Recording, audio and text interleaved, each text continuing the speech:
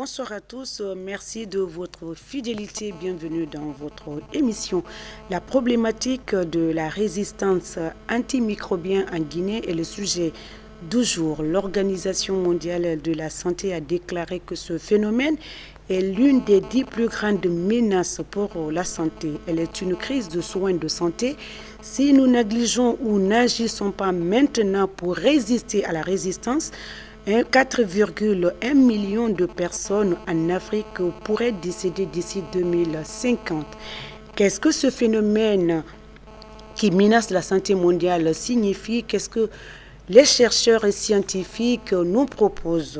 Voilà donc la présence de Madame Ba, docteur Mamadou Bobo Diallo, pharmacienne, biologiste, chef d'unité bactériologie à l'Institut national de santé publique et assistante au département pharmacie. Chaire de microbiologie est donc notre invitée pour nous dire davantage sur ce sujet inédit. Encore une fois, mesdames et messieurs, bonsoir et bienvenue à tous.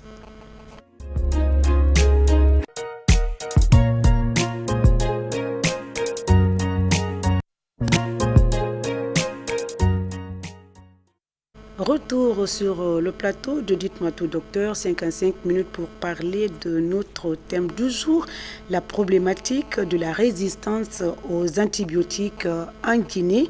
Et docteur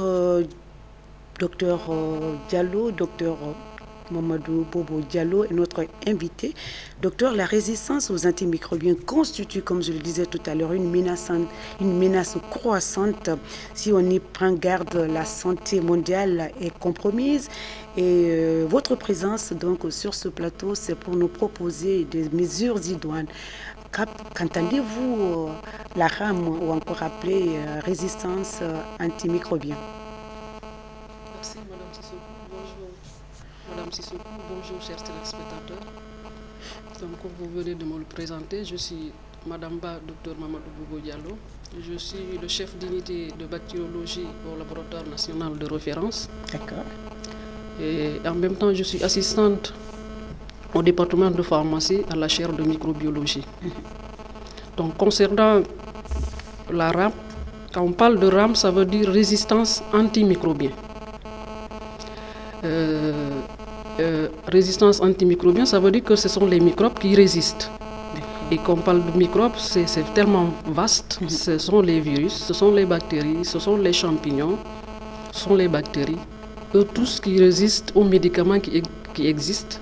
C'est-à-dire qu'on utilisait à l'avance, on utilisait ces traitements et ça guérissait. Et aujourd'hui, ça devient résistant. Compliqué. Donc c'est ça en fait la résistance antimicrobienne. Okay. Donc c'est tellement vaste, c'est tous les secteurs qui participent à ce domaine. Donc il y a l'agriculture, il y a l'environnement, il y a la santé animale, la santé humaine. Donc beaucoup de secteurs y participent, donc c'est multidisciplinaire. D'accord. Et même au niveau de la santé animale aussi, il y a les biologistes dans les laboratoires qui s'occupent de la surveillance et aussi il y a les prescripteurs, il y a les pharmaciens aussi qui s'occupent de la dispensation. Le sujet que nous parlons sévit dans ces secteurs que vous venez de citer. Oui. Mais aujourd'hui, la santé de l'homme nous intéresse et vous, c'est le domaine dans lequel vous évoluez.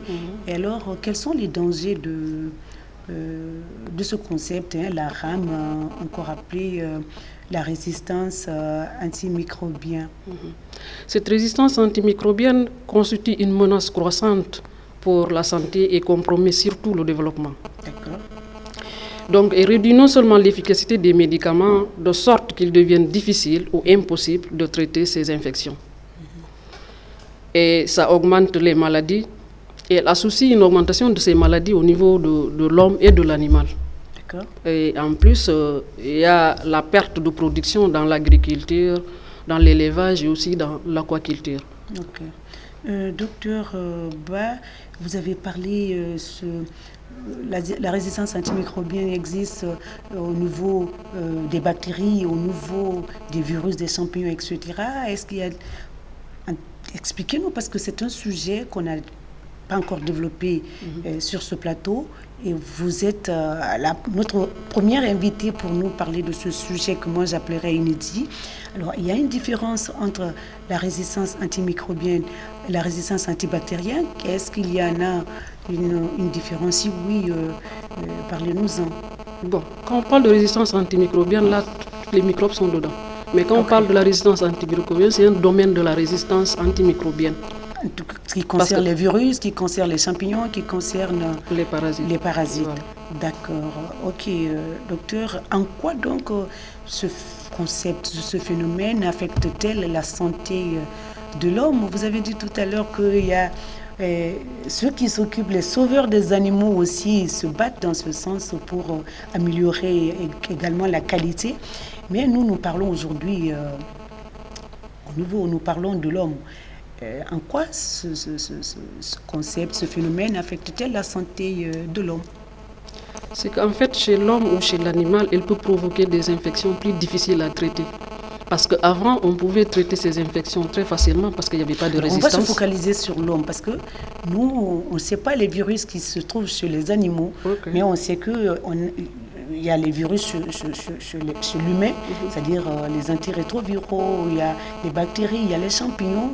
Ce qui concerne l'homme nous concerne, nous. Et c'est pourquoi vous êtes là.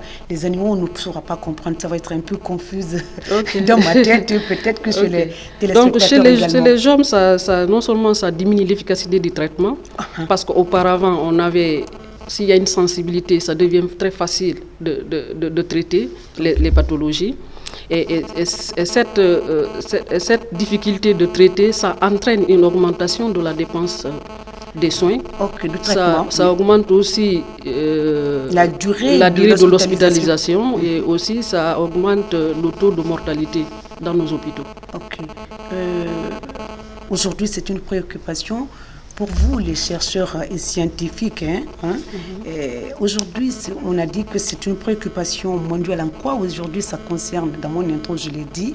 J'ai même donné un chiffre d'ici 2050, si on y prend garde, si les solutions ne sont pas trouvées, 4,1 million de personnes pouvaient trouver la mort. Vous avez même, est-ce que ça concerne seulement l'Afrique? Est-ce que vous avez une idée, par exemple, en ce qui concerne le monde, les chiffres d'ici telle date, le monde sera aussi...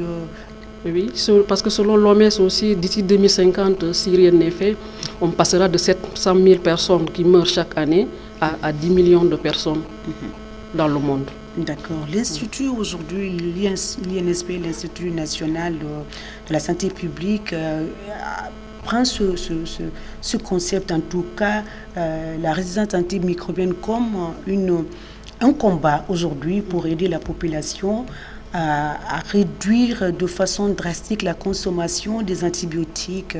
Est-ce que, docteur, vous pouvez nous dire quelles sont les activités, en tout cas, quelles sont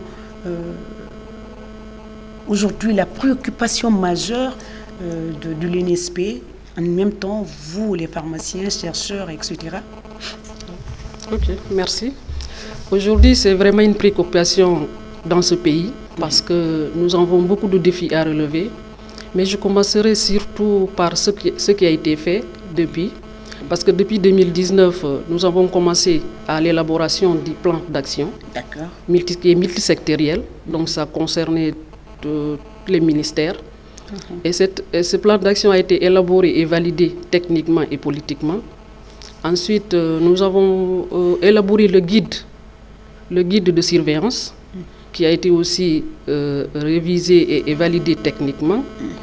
Et ensuite, nous avons formé le personnel du laboratoire dans les laboratoires des hôpitaux régionaux et de Conakry. Et en plus, nous avons refait encore le suivi post-formatif de ces hôpitaux, par exemple le CHI Donka et le CHI d'Ignasline. Et aujourd'hui, nous sommes en train de préparer le mentorat pour aller vers les 3 hôpitaux régionaux, c'est-à-dire Mamou, Kindia et Farana, mais sous l'appui technique, bien sûr, et financier de IDDS. Et ce sont ces gens que nous allons faire le suivi post-formatif. Ils ont même été équipés en réactifs et quelques matériels pour pouvoir commencer le diagnostic. Parce que sans la surveillance de la rame, on ne peut rien affirmer pour dire qu'on a cette résistance ou on n'en a pas. D'accord. Et jusqu'à présent, nous n'avons pas commencé la surveillance proprement dite.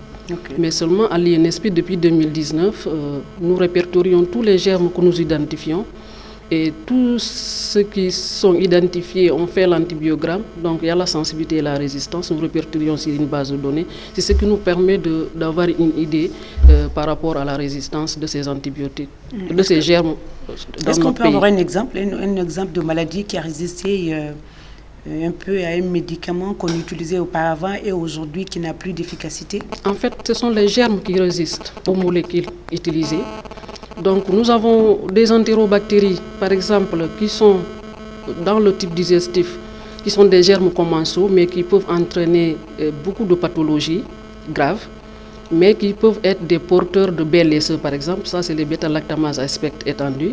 Et ça, c'est des enzymes que ces entérobactéries-là sécrètent pour hydrolyser tout ce qui est bêta-lactamine, en fait. C'est-à-dire les antibiotiques de la famille des bêta-lactamines. Ils hydrolysent tous ces bêta-lactamines, sauf l'imipénème et la céphamycine. Donc c'est un peu difficile. Oui, pour nous profanes de comprendre. Hein. Mais je crois qu'il y a des médecins qui nous suivent. Docteur, aujourd'hui on a parlé de certaines maladies antirétroviraux par exemple. Et même Corona résiste aux antimicrobiens. Est-ce vrai? Pour le coronavirus, comme c'est le début, on ne sait pas trop. D'accord. Mais tout ce que je sais par rapport au traitement des virus, c'est beaucoup plus, ça s'accentue sur les effets. En fait, il n'y a pas de traitement viral particulier. C'est rare de virus qui ont un traitement. Okay. Le plus souvent, c'est les symptômes qu'on traite. Mais c'est au niveau des bactéries où il y a des petits soucis parce qu'il faut les traiter. Et malheureusement, les traitements que nous avons actuellement deviennent tous résistants à ces germes. Alors, qu'est-ce qu'il faut faire comme ces bactéries résistent à ces germes-là? Qu'est-ce que vous nous préconisez, docteur Madame Ba? Il y a beaucoup de solutions à préconiser. Proposez-nous-en quelques-unes. Parce que ce qu'il faut retenir avec les antibiotiques, déjà, ce qu'il faut retenir, c'est que depuis 1962, je crois, il n'y a pas eu un antibiotique qui est fabriqué. Chez nous? Dans le monde. Et toutes les firmes pharmaceutiques tournent leur dos parce qu'il n'y a pas de rentabilité en fait. Okay. Il n'y a pas beaucoup de rentabilité par rapport aux médicaments contre le cancer ou contre le diabète. Donc, ce qui fait qu'eux tous, ils vont vers ça. Donc, c'est les petites firmes qui acceptent de faire les antibiotiques. Tels que, par exemple et aujourd'hui, ce qui fatigue le monde, c'est les entérobactéries qui résistent au carbapénème. Qu'est-ce que c'est? Et les carbapénèmes, en fait, c'est des bêta-lactamines. Donc, les bactéries ont sécrété des carbapénémases pour hydrolyser ces carbapénèmes. Et quand ils hydrolysent ces carbapénèmes, c'est-à-dire toute la famille des bêta-lactamines devient résistante. Donc, sauf les céphamycines. Et le traitement, c'est la colistine. Et cette colistine aussi devient résistante dans certains pays parce qu'ils sont en train de l'utiliser, donc ça c'est devenu encore résistant dans certains pays. Et aujourd'hui, on n'a pas de solution à travers ces entérobactéries sécrétrices de carbapénémase.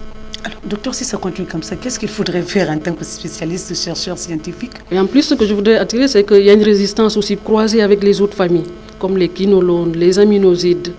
Donc c'est ça qui complique davantage le traitement. Donc ce n'est pas seulement les bêta-lactamines, mais il y a les autres familles des antibiotiques où ils peuvent résister aussi facilement. Cette émission serait mieux si on avait des images pour pouvoir nous illustrer tous les termes techniques que vous employez pour permettre aux téléspectateurs également de comprendre. Sinon, les lactines, il y en a plusieurs. Et nous, on ne comprend pas assez. Alors, docteur Diallo, Madame Ba et docteur Bobo, les facteurs accélérants sont aujourd'hui visibles et observés au niveau de l'INSP. Toujours la préoccupation majeure à ce niveau. Qu'est-ce qui vous fait dire qu'aujourd'hui, il y a une accélération, il y a la propagation au niveau de ce que nous parlons tout à l'heure? Oui, parce que nous avons des thèmes que nous encadrons des étudiants qui donnent des résultats. Okay. Et ces résultats, on a des staffs résistants à la méticilline, par exemple. Et quand le staff il résiste à la méticilline, ça veut dire qu'il résiste à toutes les bêta-lactamines aussi. On a aussi des entérobactéries, comme je vous le disais, producteurs de bêta-lactamase qu'on retrouve dans nos échantillons prélevés. Okay. Donc c'est ce qui nous permet de dire qu'aujourd'hui, nous aussi, on a de sérieux problèmes. Et les facteurs qui influencent cela, c'est l'abus excessif, surtout de l'utilisation des antibiotiques. Donc, dans ce domaine, vraiment, c'est vraiment sérieux parce qu'aujourd'hui, les prescripteurs, ils prescrivent sans demander un antibiogramme. Les pharmaciens dispensent, même s'il n'y a pas d'ordonnance. Et ils proposent même aux clients l'amoxicilline, voilà. Tout ce qui est Xyline. Et la clientèle aussi, des fois, il n'y a même pas d'ordonnance, ils viennent demander l'amoxicilline. Dès qu'on a mal, par exemple, les femmes, quand elles ont leur douleur, la période de menstru, elles ont mal au ventre, elles vont s'acheter rapidement dans une des pharmacies l'amoxicilline ou encore pour diminuer la douleur. Or, c'est de ça que nous parlons. Et ça résiste et ça calme parfois, mais d'après vous... Mais les conséquences sont là. Les conséquences sont là. Parce qu'aujourd'hui, l'amoxicilline, on ne peut pas l'utiliser dans le traitement d'une infection bactérienne en Guinée. Parce que ça se prend comme des cacahuètes. C'est comme la ciprofloxacine. C'est-à-dire, dès que j'ai des douleurs digestives, je dis cipro. Dès que j'ai d'autres problèmes, même si c'est des règles, on dit amoxicilline. Oui. Et malheureusement aussi, on ne prend pas la dose. C'est-à-dire amoxicilline, une seule plaquette. On prend juste pour calmer la douleur. Pour calmer la douleur. Donc amoxicilline, une seule plaquette ou la cipro, une seule plaquette. Et l'antibiotique, il faut au moins 5 à 7 jours de traitement, le minimum. Okay. Mais si c'est 2-3 jours, ça ne suffit pas. Mais lorsque la personne, sa douleur est atténuée, et puis même il s'en fout du reste, et il continue, la prochaine fois c'est la même chose. Voilà, c'est justement la raison pour laquelle vous êtes présente sur ce plateau pour inviter la population à réduire de façon quand même drastique la consommation abusive de ces médicaments que la population guinéenne d'ailleurs n'hésite pas à aller à la pharmacie, se procurer et puis voilà, pour juste calmer sa douleur. C'est compliqué. Oui. Un mot pour la population avant de parler la situation dans le pays. Donc, pour la population, c'est ce que je leur dirais, d'éviter de prendre les antibiotiques. Sans prescription. Sans prescription. Et surtout aussi de faire, en tout cas, il faut que quand le médecin suspecte une infection bactérienne, il demande un antibiogramme et le labo fournit l'antibiogramme avant de prescrire. C'est vrai, ça prend 48 heures, mais la bactérie, c'est une suite logique. Il faut qu'il y ait un dialogue entre cliniciens et biologistes. C'est-à-dire le premier jour, quand on prélève, on envoie au labo. Nous, on peut regarder et voir s'il y a des leucocytes ou des germes. Donc, on peut appeler le clinicien pour dire « Ah, c'est une infection bactérienne ou non ». Parce que s'il n'y a pas de leucocytes, il n'y a pas de germes, on peut penser que c'est autre chose. Alors, docteur, parlons des femmes qui ont des douleurs et qui se procurent des amoxicillines. Est-ce que là, on a besoin de tout ce protocole-là, aller voir un pharmacien, aller voir un biologiste Non, pas du tout. Pas du tout. On peut venir à la pharmacie, mais on donne des antalgiques ou des antipyrétiques, mais pas des antibiotiques. Okay. Les antibiotiques, on ne doit les prendre que c'est quand vraiment on a une infection bactérienne. D'accord. Très bien, on a parlé, moi j'aurais voulu qu'on revienne un peu sur les chiffres, on a parlé un peu de ce qui pourrait arriver d'ici 2050 en Afrique. Vous avez même donné un chiffre estimatif concernant le monde, comme on est en Guinée, et c'est ce qui nous concerne. Est-ce que l'on peut avoir une idée sur les chiffres estimatifs au niveau de l'INSP, en tout cas au niveau du service? On n'a aucune idée parce qu'on n'a pas commencé d'abord la surveillance en tant que telle. Donc, on n'a aucune donnée, mais seulement ce qui nous rassure, ce qui nous confirme que la situation est alarmante dans ce pays. Et qui vous préoccupe aujourd'hui. Et qui nous préoccupe aujourd'hui, c'est parce que tout ce qui favorise cette propagation des germes résistants, ça se trouve dans notre pays. Et c'est ce qu'on fait. Okay. Alors, on va parler un peu de la situation, revenir un peu sur ce volet dans le pays. Qu'est-ce que vous envisagez aujourd'hui et qu'est-ce qui est les défis ou les perspectives pour aider quand même à améliorer ou à aider la population guinéenne dans la résistance antimicrobienne, parce que c'est la lutte, nous devons tous être des champions dans la communication, dans la sensibilisation, etc. Est-ce que j'ai bien compris votre question? Non, je dis la préoccupation de l'UNSP. Vous avez dit que vous n'avez pas une idée sur les chiffres dans le pays, mais vous avez quand même des messages à faire passer auprès de la population. Vous avez quand même dit tout à l'heure la sensibilisation, l'accès la consommation abusive de ces produits et sans prescription. En plus, quels sont aujourd'hui les défis et les perspectives au niveau de l'Institut? Ok. Donc, par rapport aux défis, je commencerai d'abord par les acquis. Parce que d'abord, il y a le plan d'action multisectoriel. Il y a le guide de surveillance. Oui. Est-ce que c'est disponible? Oui, c'est disponible. Il y a le guide. Et au niveau des ministères ou partout? Le plan au niveau de tous les ministères, parce que c'est validé techniquement et politiquement. Il y a le guide qui a été validé aussi. Il y a même le guide thérapeutique tout récemment qui a été aussi élaboré et validé. Et des 25 prescripteurs ont été formés. En fait, et ces prescripteurs aussi doivent retourner dans les hôpitaux de Conakry et de l'intérieur du pays pour dispatcher ces informations. Donc c'est ce qui reste à faire. Et côté labo aussi, il y a eu beaucoup de choses qui ont été faites. La formation, les équipements et les réactifs sont là. Mais la semaine prochaine, on ira en atelier par rapport à ce guide, parce qu'il faut commencer maintenant la surveillance proprement dite. Et ça, c'est avec le Fonds mondial qui nous finance. Donc on va commencer directement la surveillance. Ok. Est-ce qu'il y a une sensibilisation à outrance à Conakry, comme si à Conakry tout se passe ici? Est-ce que les mêmes informations, les mêmes données sont répertoriées à l'intérieur du pays, au niveau des unités, de vos points focaux, ou en tout cas les labos de l'intérieur? Tous les labos de bactériaux vont fournir les données, et ces données seront centralisées au laboratoire de référence, parce que c'est le labo qui a été demandé de centraliser toutes les données et envoyer après au système de surveillance mondial qui est GLAS. Très bien. Je crois qu'on va libérer l'antenne. J'espère que le numéro est affiché. En attendant, nous, on va continuer à sensibiliser la population. Les images sont passées. Docteur, on a parlé des règles chez les femmes qui n'hésitent pas à s'acheter de l'amoxicilline. Et la grippe aujourd'hui, il semblerait que même la grippe, le rhume aussi, résiste à certains traitements. Est-ce que vous pouvez faire une lecture par rapport à ça? Est-ce qu'aujourd'hui... En fait, comme je le dis, ce n'est pas la maladie qui résiste, c'est les germes. Les germes, justement, voilà. Oui. C'est les germes qui... Par exemple, quand vous parlez de la grippe, c'est les virus. Ok. Quand c'est une infection bactérienne, là, c'est les bactéries. Okay. Donc, que ce soit les virus ou les bactéries, aujourd'hui, tous y résistent. La plupart d'entre eux résistent naturellement, comme ça.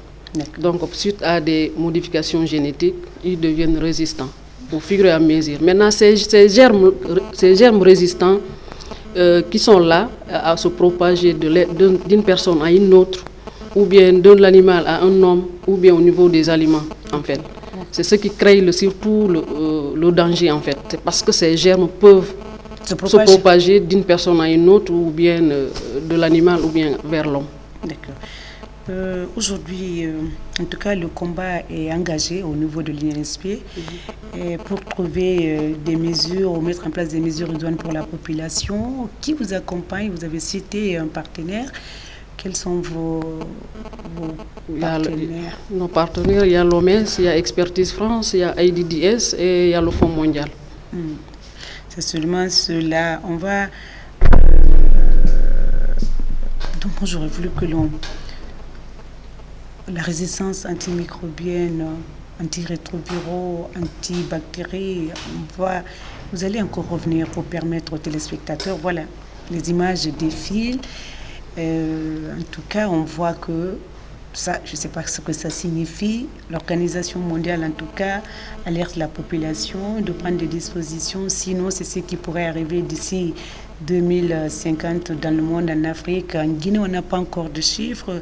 Donc, ça vient de commencer, si je comprends bien, parce que vous avez dit tout à l'heure, c'est en 2019 seulement que vous vous êtes mis à l'œuvre. Bien sûr. Pourquoi tout ce retard, docteur Bobo? Il y avait l'absence de prise de conscience. D'accord. C'est surtout ça. C'est surtout ça. Et de connaissance peut-être du phénomène. D'accord. Alors le numéro peut-être est affiché au bas de l'écran, le 620 58 90 73. Les téléspectateurs vont vous appeler pour vous poser des questions. Le numéro c'est déjà parti. Peut-être qu'on peut commencer à lire des textos. Vous pouvez donc interagir sur le même numéro, le 625 58 90 73. Si on a quelques messages, on va commencer à lire. Sinon, on attend les appels et puis on va prendre le premier appel qui est déjà rentré. Alors, docteur Bobo, cette personne est pressée, il faut vous commander. Hein? Allô? Allô? Oui, allô, bonsoir. Oui, bonsoir, monsieur. D'où vous nous appelez et votre nom? C'est Chérif Mohamed, je vous appelle de Tigiri. Oui. Oui, monsieur Chérif. Je suis en train de suivre une émission concernant les antibiotiques, là. Très bien. Donc, savoir, est-ce que en prenant les antibiotiques tels que amoxicilline et ampicilline, est-ce que c'est bon pour l'appareil génital masculin? Docteur. D'accord, monsieur Chérif. Docteur Bobo est là pour vous satisfaire. Okay. Alors, amoxicilline, il a cité 2. Est-ce que c'est bon pour l'appareil génital? C'est sa préoccupation. Okay. Oui. Merci beaucoup. Bon, je pense que si c'est une infection urinaire, il faut que le germe soit sensible à l'ampicilline et à l'amoxicilline pour pouvoir traiter par l'amoxicilline et l'ampicilline. Okay. Sinon, s'il y a une infection urinaire, ça ne cause pas de problème. Okay. Mais c'est quand on ne suspecte aucune suspicion d'infection bactérienne, il ne faut jamais prendre. D'accord. Bon, c'est valable chez l'homme, la femme, hein, quand ce n'est pas prescrit. Allô? Ben, c'est parti. Les messages, peut-être, on va lire en attendant. Les messages. On va prendre l'appel. Allô? C'est encore parti. Allô? Allô? Allô? Libérer l'antenne pour laisser ceux qui veulent contribuer à enrichir cette émission. Il y en a qui se mettent, dès qu'ils voient le numéro, ils appellent juste pour... Allô? Allô? Allô? Allô? Docteur, un autre message à l'endroit de la population pour la consommation de tout ce qui est antibiotique sur le marché, dans les pharmacies. Mais avant, on va répondre. Allô? Allô, oui? Bonsoir. Allô, oui, bonsoir, madame. Bonsoir, ça va? Très bien. D'où vous nous appelez et comment vous vous appelez?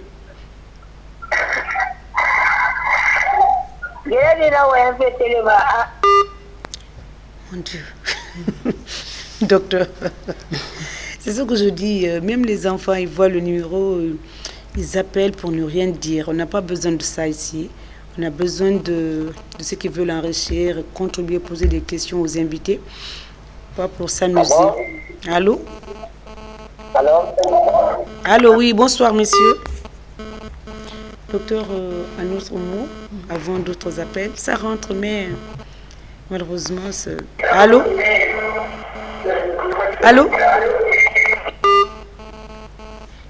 Alors, citez-nous quelques médicaments sans prescription, interdire l'utilisation de ces produits. En fait, l'amoxicilline, en tout cas, ça se consomme trop dans nos pharmacies parce qu'il y a des pharmacies... Mais vous avez dit tout à l'heure que ces antibiotiques ne sont presque pas fabriqués par les grandes firmes, mais on retrouve ça sur le marché dans nos pharmacies. Pourquoi alors? Des nouvelles molécules. Ok. Les anciens sont déjà là, mais c'est les nouvelles molécules. Voilà. C'est les nouvelles molécules qui ne sont plus développées par les grandes firmes. Ok. Parce qu'il n'y a plus de rentabilité. Il n'y a pas de rentabilité en fait. Donc c'est ce qui crée... Ils se spécialisent dans des pathologies spécifiques où ça rapporte. Oui, ça rapporte. D'accord. Allô? Allô? Qu'est-ce qui se passe? Les gens s'amusent avec le phone, c'est pas normal, c'est pas sérieux. Allô? Allô? Allô? On va voir si on a des messages. Docteur, c'est compliqué. Allô? Allô? Allô? Alors, Oui, bonsoir, messieurs. S'il vous plaît, arrêtez d'appeler sans réagir. S'il vous plaît. S'il vous plaît. On va lire des messages.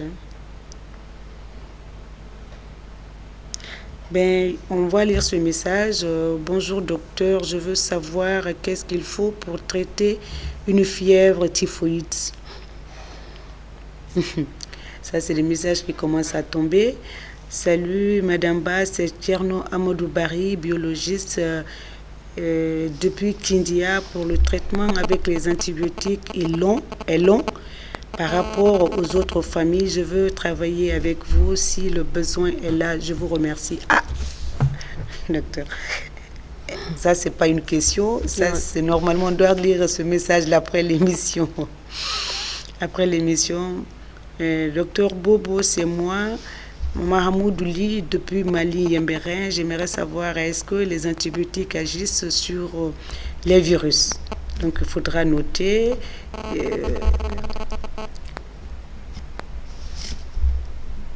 Il y a cet autre qui me demande bonjour madame, est-ce que je veux connaître le numéro de docteur?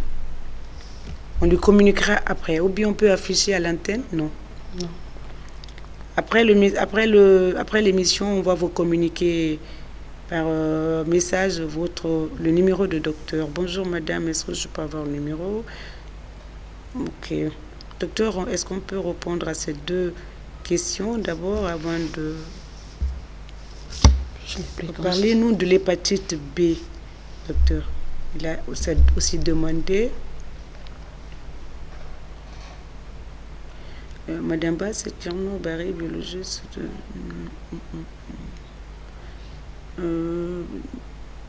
Ok. On peut répondre à ces questions d'abord. Quelle est la solution pour une infection qui résiste aux antibiotiques?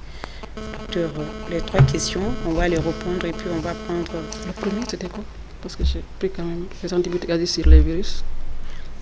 Ce dernier, est-ce que je le... docteur, attends. Est-ce que je peux... Non, c'est pas ça. Il y a une autre qui demande votre numéro. Attendez, c'est pas demander le numéro de docteur, c'est pas le moment.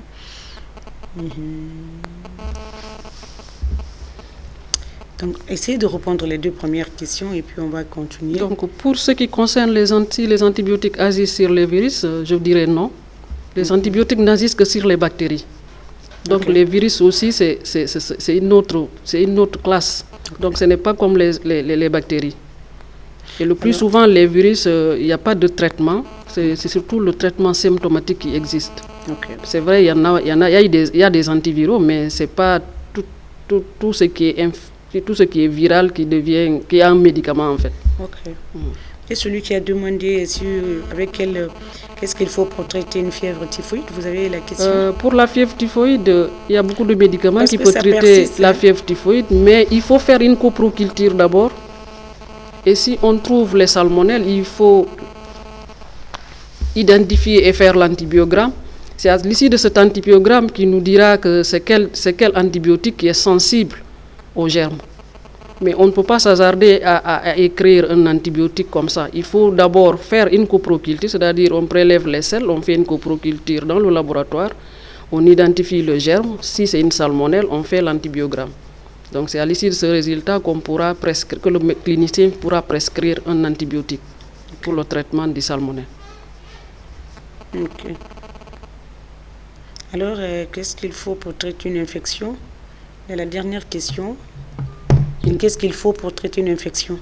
Quelle infection? Parce qu'il y a beaucoup d'infections. C'est comme ça, il y en a plusieurs. Il y a une infection parasitaire, il y a une infection parasitaire, il y a une infection bactérienne, il y a une infection virale. Juste donner un exemple. Si c'est une infection bactérienne, ce que je dis, que si le clinicien suspecte, il faut des prélèvements et envoyer au labo. Nous allons identifier et faire l'antibiogramme.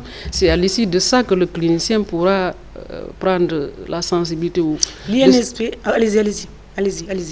La sensibilité qui s'impose pour prescrire. D'accord. Je voulais dire l'INSP travaille avec les labos de la place Oui, bien sûr, mais nous œuvrons surtout dans le domaine de la recherche. C'est beaucoup plus les labos des CHI qui travaillent dans ce sens. Donc on va commencer à continuer à prendre des appels. Mais s'il n'y a pas trop de bruit. Allô? Oui, allô?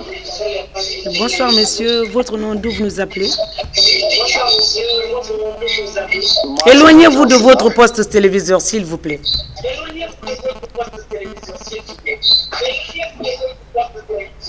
Allô?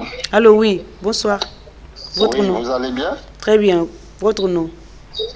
Oui, c'est Dr Silla. Nous vous écoutons, docteur. Oui, je suis hépatogastro-entérologue au centre médico-chirurgical interarmé du BQG. D'accord. Je vois le sujet qui est vraiment passionnant. Merci. Pour les spécialistes. Je remercie en fait Madame Ba et également la présentatrice. Merci. Le problème de la résistance aux antibiotiques, moi je pense que ça se trouve aux deux niveaux. Lesquels, monsieur? Monsieur Silla plutôt. Voilà. La première problématique réside du côté des médecins qui font des prescriptions intempestives. D'accord. Alors que, c'est-à-dire, ce n'est pas une maladie qu'on traite, mais c'est un malade qu'on traite. Donc, il faudra prendre le sujet dans une situation holistique et voir toutes les preuves vraiment infectieuses pour pouvoir essayer de donner ce qui est électif. D'accord. Maintenant, la deuxième problématique, c'est du côté même du patient. Presque la population guinéenne aime trop en fait de médicaments. D'accord. Parce que les patients sont souvent en fait demandeurs de soins et puis trop, et puis les prescripteurs deviendront répondants. Donc il y a trop de l'automédication, tout, et surtout par rapport aux antibiotiques qui sont très courants. Et du côté de la pharmacie, presque les gens n'exigent même pas en fait une ordonnance. Ils peuvent faire des livraisons sans ordonnance quand tu as besoin de l'amoxicilline, quand tu as besoin de métronidazole, parce que c'est ce qui est plus courant. Et ça nous pose énormément de problèmes. Par exemple, moi, dans mon cas, je suis hépatogastro-entérologue. Quand on doit faire en fait l'éradication de l'Helicobacter pylori, qui est un germe, en fait une bactérie, ça trouve que l'intéressé a tellement pris de l'amoxicilline, il a tellement pris de métro, alors que ce sont des produits qui sont de la première option. D'accord. C'est pour cette raison, c'est un peu difficile quand on doit débattre un sujet comme ça. Il faut prendre dans une situation vraiment holistique pour que les gens soient mieux sensibilisés, non seulement du côté des prescripteurs, mais également du côté de la population. Vous passerez ici au fur et à mesure.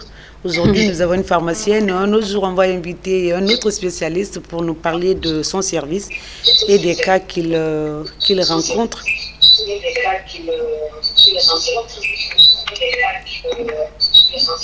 Oui, effectivement, madame. Vraiment, l'émission, elle est vraiment sanitaire, mais il faudra faire beaucoup d'informations, éducation, communication de la part de la population. Sinon, on va continuer à les intoxiquer. Et justement, ce que nous essayons de faire, mais ce n'est pas évident, mais nous n'allons pas nous fatiguer. En tout cas, les invités sont là pour nous aider, nous, la télé, pour sensibiliser la population. C'est vrai, nous consommons beaucoup. De façon générale, les Africains adorent les médicaments. Automédication surtout, et ça, c'est un danger. Et quand c'est compliqué, qu'on vient voir les spécialistes, et ça devient un peu compliqué pour trouver rapidement des solutions. Docteur, ce n'était pas une question, en tout cas, il a contribué à enrichir le numéro d'aujourd'hui en tant que spécialiste dans notre volet, dans notre service. Allô? Allô? Oui, bonsoir, monsieur. Oui, bonsoir. Votre nom, où est-ce que vous nous appelez? Allô? Allô, oui, nous vous écoutons. Oui, c'est bien l'émission. Oui, oui. Oui. Je vous appelle de Dixine, là. Oui, vous vous appelez comment, monsieur? Oui, c'est Omar Ba. Monsieur Ba, nous vous écoutons. Oui, nous félicitons votre invité et aussi la présentatrice. Merci. Et voilà. Et je pense que c'est un sujet hyper intéressant, malheureusement qui est presque méconnu. Tout à fait. Donc aujourd'hui, c'est important qu'il y ait une forte sensibilisation, une grande sensibilisation au niveau des populations. Mais aussi, je pense qu'il faut aller plus loin, qu'il y ait une législation à la matière, surtout au niveau de la prescription des antibiotiques ou de certains antibiotiques, Tout à fait. mais aussi de la dispensation. Moi, j'ai une expérience, nous avons une expérience parce que nous sommes dans un laboratoire à la minière, le laboratoire Biomar 24. Donc, nous isolons parfois des germes, malheureusement, qui ne sont sensibles à aucun antibiotique. Wow. Et ça, c'est très grave parce que quand une personne a une telle bactérie qui n'est sensible à aucun antibiotique, ça veut dire qu'on ne pourra pas traiter cette personne-là. Donc ça, c'est un problème. Tout à fait. Malheureusement, aujourd'hui, on peut aller au-delà même du laboratoire. Il faut aller au niveau de l'approvisionnement. Aujourd'hui, vous partez dans tous les coins de Conakry, vous avez des petites boutiques, des lieux de vente de médicaments. C'est vrai qu'il y a cette législation en matière de vente de médicaments. Malheureusement, ce n'est pas du tout respecté. Mais maintenant, l'impact, c'est au niveau de la vie directe du patient. Tout à fait. Et donc ça, c'est un problème. Il y a souvent des médicaments, aujourd'hui, quelques molécules qui ont un effet sur les germes. L'imipenem, l'ertapenem, elle a, je pense, évoqué cela. Malheureusement, ces médicaments, aujourd'hui, se retrouvent encore au marché. Tout à Donc fait. ces médicaments peuvent aussi ne pas avoir d'effet sur les germes. Donc après, c'est la catastrophe. Donc je pense qu'il y a un problème très sérieux. Il faudrait que nous tous que nous soyons conscients de cela et que les autorités surtout puissent prendre, comme on dit, le taureau par les cornes, voir qu'est-ce qu'on pourrait. C'est un problème mondial, mais surtout en Guinée, c'est beaucoup plus accentué. Donc pour ne pas monopoliser, félicitations à l'équipe, la présentatrice et puis l'invité. Merci. Je vous remercie. Docteur Silla, qui a précédé Docteur Ba, a dit que c'est vraiment un sujet complexe. Mais justement, c'est pourquoi j'ai dit à l'entame que c'est inédit, c'est la première fois. Mais c'est une ouverture pour les spécialistes scientifiques et chercheurs pour élargir un peu la vanne, tout ça, permettre aux autres acteurs de passer sur ce plateau, sensibiliser avec nous et puis auprès de la population, inviter la législation, comme il a dit Dr Ba. C'est important parce que tout ce que vous proposez, il faut passer par là-bas pour valider. Alors, c'est un peu compliqué et nous n'allons pas nous fatiguer, n'est-ce pas, docteur Madame Ba? Bon, on continue toujours à prendre les appels. On a eu en tout cas deux téléspectateurs. Oui, alors, bonsoir. Oui, bonsoir, messieurs. Vous allez bien? Très bien. Éloignez-vous de votre poste téléviseur, s'il vous plaît. Ok. Je suis attentivement à votre émission là. Merci. Ok, vraiment intéressant. J'avais essayé d'appeler là, mais malheureusement, je n'ai pas suivi la réponse du docteur. On a eu une coupure de courant là, malheureusement. Donc, j'ai été la première personne à demander concernant les antibiotiques, concernant à l'organe masculin, quoi. Mais je n'ai pas vraiment eu le temps d'écouter le docteur. On a eu une coupure de courant. Et j'aimerais aussi signaler, moi j'ai l'habitude concernant, parce que j'ai beaucoup de soucis concernant mon organe, quoi. Donc, après chaque 3 mois, je prends 3 comprimés d'antibiotiques. Non, deux plaquettes d'antibiotiques, quoi, pour la prévention. Je ne sais pas si ça c'est bon ou pas. Je ne suis pas médecin, elle va vous répondre. Elle va vous répondre. Et il n'est pas médecin, mais pour les méthodes préventives, il se permet, lui, de prendre chaque 3 mois des antibiotiques pour éviter des infections. Alors, votre lecture, docteur Madame Ba, s'il vous plaît. Merci à l'intéressé. En fait, les antibiotiques, on ne les utilise pas pour la prévention, on les utilise pour le traitement. C'est quand on a une infection bactérienne qu'on prend les antibiotiques. Mais vouloir dire qu'on va prendre les antibiotiques pour prévenir une infection, ça ne sert à rien. Ça n'a aucun sens. Ça n'a pas de sens. Et en plus, au fur et à mesure de prendre ces antibiotiques, ça veut dire que l'amoxicilline ne pourra plus vous traiter. Il faut prendre d'autres molécules qui coûtent beaucoup plus cher, qui vont pouvoir vous traiter quand vous aurez une infection bactérienne. Moi, j'aurais voulu rajouter ceci. Il n'est pas médecin, il n'a pas le droit, lui, de s'auto-traiter. il doit voir, chaque 3 mois, vous voulez voir un spécialiste qui lui prescrive des trucs. Et puis, je crois que c'est mieux d'ailleurs. Il n'a pas le droit de se traiter lui-même parce qu'il n'est pas médecin. Il pense qu'il se soigne, mais par contre, il se fait mal. Oui, bien sûr. Allez, on va prendre cet autre appel. Allô? Allô?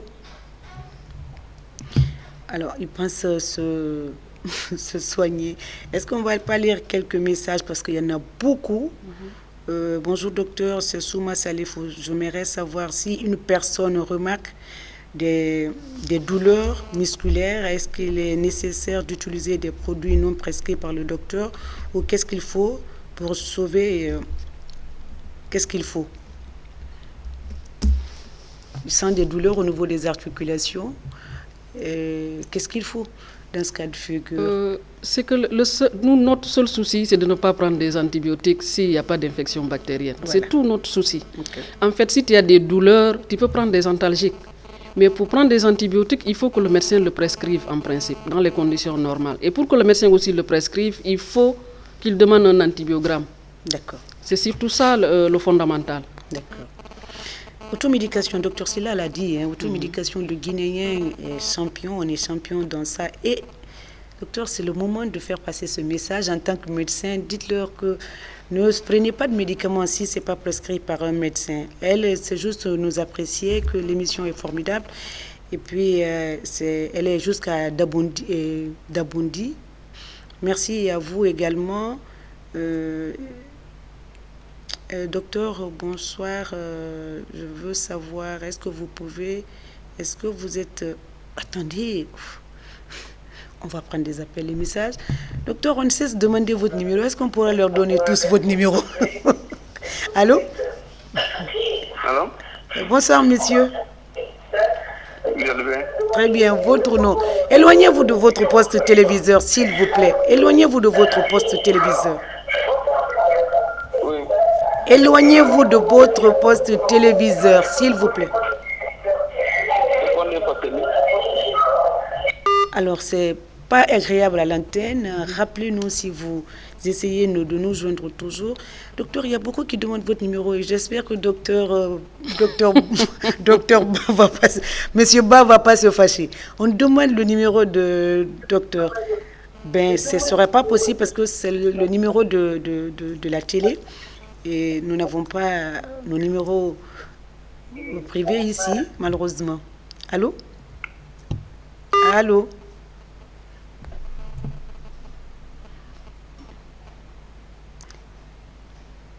J'ai les mots de tête de...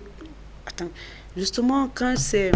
Vous appliquez pas, il y a des textos que je peux plus lire à l'antenne parce que c'est vraiment désagréable. Ils écrivent comme s'ils écrivaient aux amis et je ne peux pas lire ça. Allô?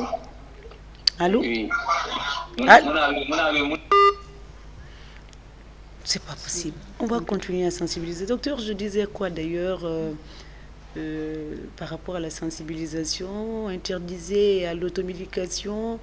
Il faut la prescription d'un spécialiste, ceux qui prennent des antibiotiques, c'est les laboratoires, les biologistes qui, après une maladie, qui découvrent que vraiment vous êtes la personne est, les germes ne résistent à tout ce qu'on donne comme médicament. Donc c'est un peu compliqué, n'est-ce pas? C'est un peu compliqué. C'est que ce qu'il faut retenir avec ces gens, c'est qu'ils peuvent prendre un antalgique, c'est pas grave, Doliprane. Tout ce qui est paracétamol, ils peuvent prendre de l'aspirine, c'est pas grave. Mais quand c'est un antibiotique, il faut vraiment que ce soit prescrit par un médecin. Il faut qu'on arrive à ça. Bon, il faut qu'on arrive à ça. Hein. Les antibiotiques, ça ne se prend pas comme ça. Ok.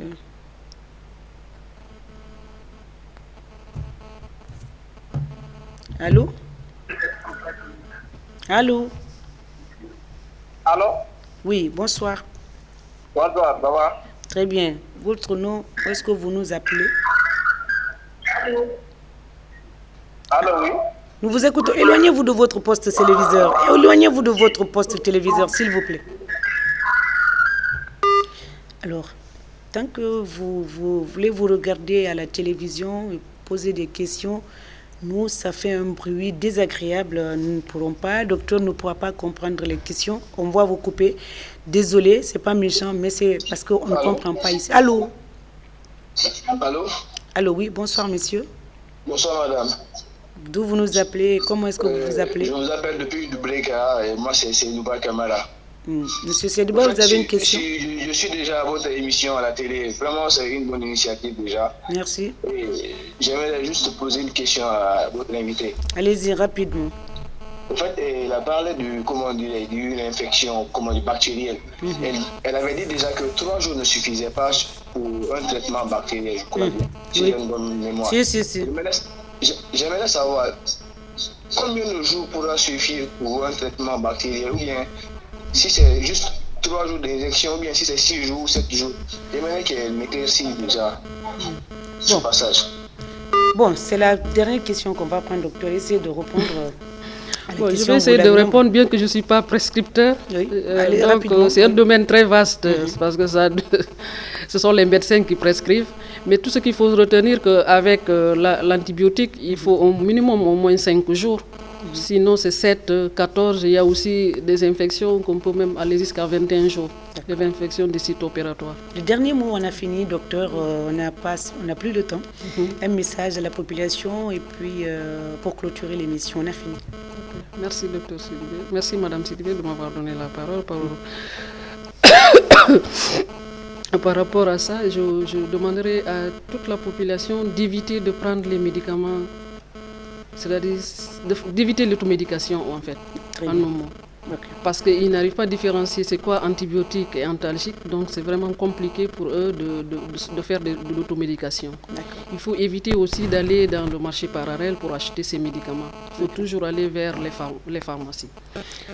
Les professionnels de santé et les pharmacies spécialisées dans la vente. Alors, c'est sur ces mots que nous vous disons au revoir. Je rappelle que nous étions avec Madame Ba, docteur Mamadou Bobo Diallo, pharmacienne, biologiste, chef d'unité bactériologie, l'INSP, assistante au département pharmacie, chaire de microbiologie, était donc notre invitée. En tout cas, on a compris un tout petit peu le message qu'elle a voulu faire passer ici dans votre émission. Dites-moi tout, docteur, qui passe tous les dimanches. Merci à l'équipe technique qui m'accompagne tous les dimanches également. Prenez soin de vous, de votre environnement et ne faites pas d'automédication. Allez-y voir des spécialistes lorsque vous avez mal quelque part. On se retrouve la semaine prochaine pour parler d'autres thématiques dans votre émission. Dites-moi tout, docteur. Merci et à très bientôt.